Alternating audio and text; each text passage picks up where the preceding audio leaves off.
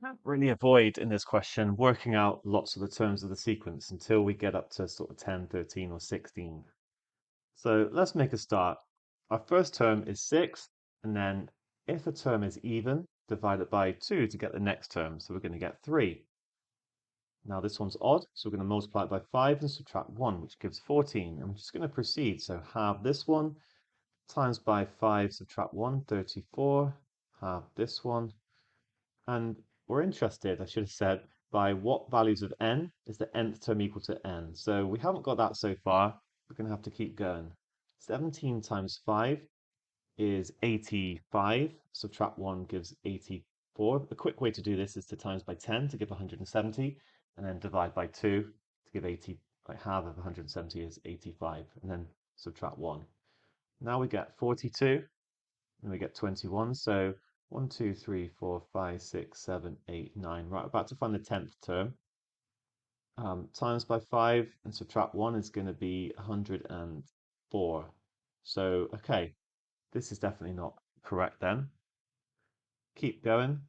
So 11th term is 52, and then 26, and then 13.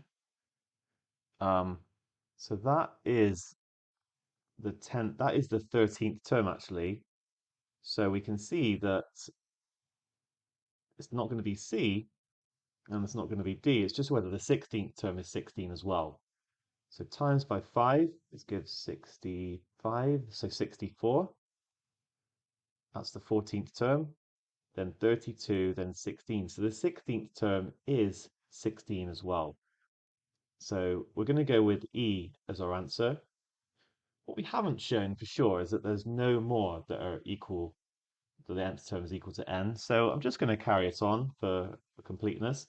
The next one would be 8, and then 4, and then 2, and then 1. And I'm timesing by 5, and then minus 1, I get back to 4. So at this point, we form a cycle, 2, 1, and then back to 4. So there's no way when we're higher than 16 that it's ever going to equal, the nth term is going to equal n, because we're just going in a cycle where the values are already smaller than the nth term.